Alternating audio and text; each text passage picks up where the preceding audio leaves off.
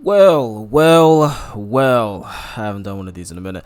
What's going on, guys? My name is Toso, and today I'm here to talk about a very interesting topic. I've been thinking about this topic for a few days now, and I've even jotted down notes about it. So bear with me if it's a little unstructured, but I really wanted to kind of get my thoughts out there. Today I wanted to sit down and talk about one of my favorite things in a lot of fictional media. Well, we're mainly talking about anime today. this factor, this element that takes place in a story or within a character, I feel is what I really truly love about the anime as a whole. The meaning behind confrontations, battles, conflicts, you name it, in anime. What does this mean?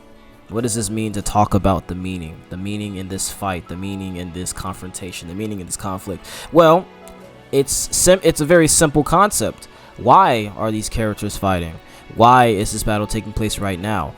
And what is driving one party to prevail over the other, if not both parties to clash evenly? And a great example, Goku and Frieza.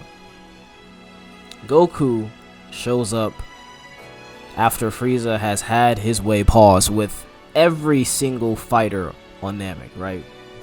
Piccolo, Krillin, Gohan, and Vegeta. Goku shows up, right? And there is this aura, this look, this image, this energy behind this character, right? He's pissed off, rightfully so, but he still is Goku, you know? And him and Frieza clash. Now, you might be like, well, how is this a good example? Because I thought we were looking at both characters. Well, let's jump ahead a little bit. After Frieza does what he does to Krillin, and Goku eventually erupts, explodes, and transforms into the legendary Super Saiyan, he is definitely different. He's a lot more changed, and he's a lot more aggressive. But he still is Goku.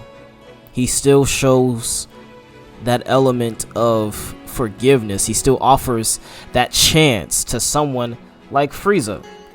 There's two sides to this, right? Goku is fighting for his friends, for his family, for his home.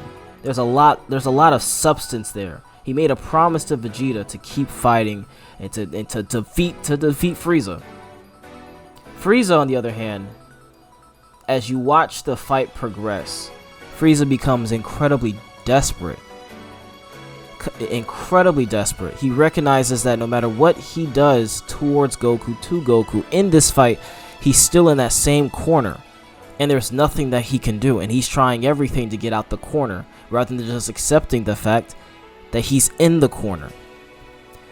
The meaning behind the fight, the meaning behind the confrontation, is why I love fights like that. Because there's many examples, but I just wanted to use one that everyone knew about. But there's plenty of examples of two characters or more fighting with each other for a deeper meaning, for a deeper cause, and they often become some of the greatest fights in history, some of the most notable fights in history. And I'm sorry, brief intermission here.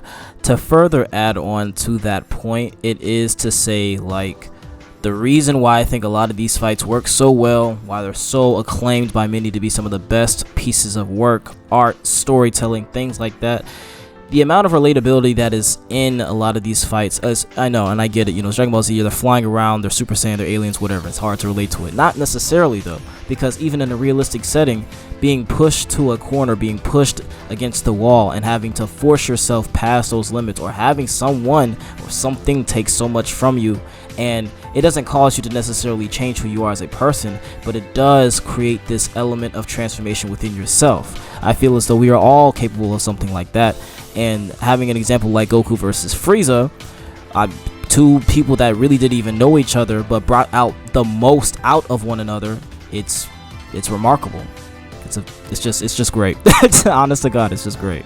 Not to say that fights that have a little less substance and a little less depth aren't entertaining. It's not to say that whatsoever. They can be incredibly action-packed and incredibly entertaining. But it is to say that fights like Goku and I keep saying Goku and Vegeta because that's still a good fight too. Maybe that's a good example.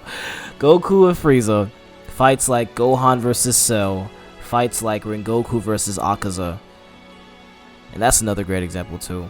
Akaza fighting for the adoration and praise and approval of the master that he serves, versus Rengoku doing his very best to fulfill his duty as a Hashira, making sure that no one gets hurt. And it drives both of them to push themselves past the limits even in that fight. However, I mean, in that, to be fair, in that fight, Akaza was holding back because he wanted to save Rengoku so that they could be eternal rivals. But still a great fight nonetheless, and the meaning behind it is why every single time I watch that fight, I can't help but to shed a tear. It makes me sad. It makes me sad.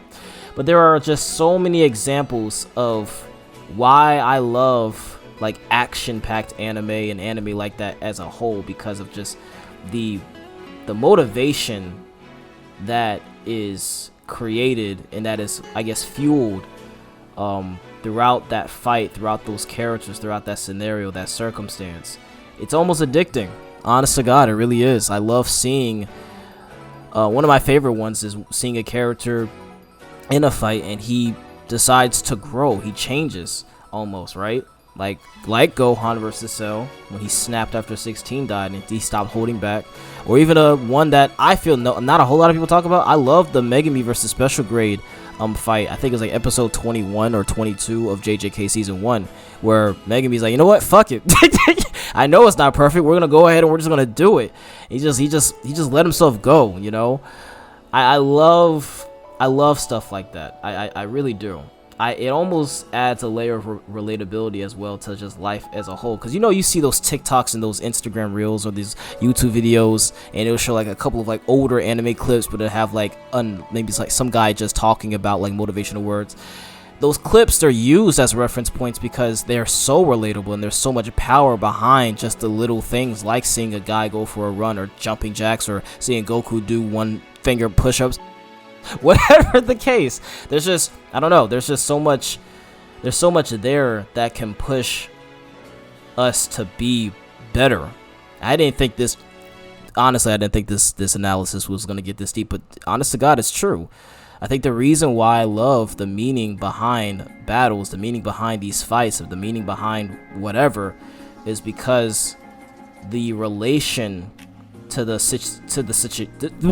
relation to the situation and the relation to the struggles that the characters might be carrying and conflicting themselves with, it's really good.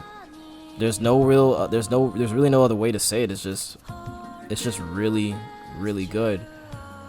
And I don't know, that's where my head is at. I don't know, I was thinking about this concept for a while. I was like, should this be a lot more comedic? But I was like, no, let's just sit down and really talk about why it is this works so well. Why does this concept work so well?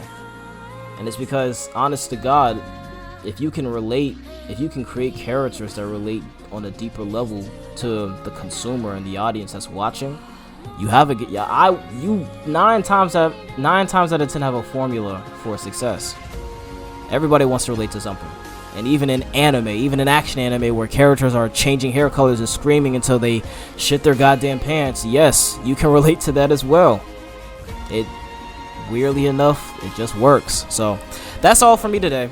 That's what I really wanted to come on here and talk about. I will be doing a lot more videos like this. I am so sorry for the spoopy season. I missed like 2 weeks of it. I know. I was supposed to be doing like a whole bunch of horror stuff and everything like that, but I didn't. Honest to God, I just didn't. But what's it, the 25th. The 25th is when Sonic X Shadow Generations comes out, so I will definitely be doing a live playthrough of that game on the channel, because I've been heavily anticipating that game so much so I have not been looking at no trailers really or anything like that, so I know how that stream is going to be structured, and once we cross that road when we get there. If you like more videos like this, I would appreciate if you go down, like, share, and subscribe, of course, and check out the latest art piece that should be over to your right hand side. I love you guys truly. Thank you guys for always sticking around and being here for the ride, and I will see you guys in the next video.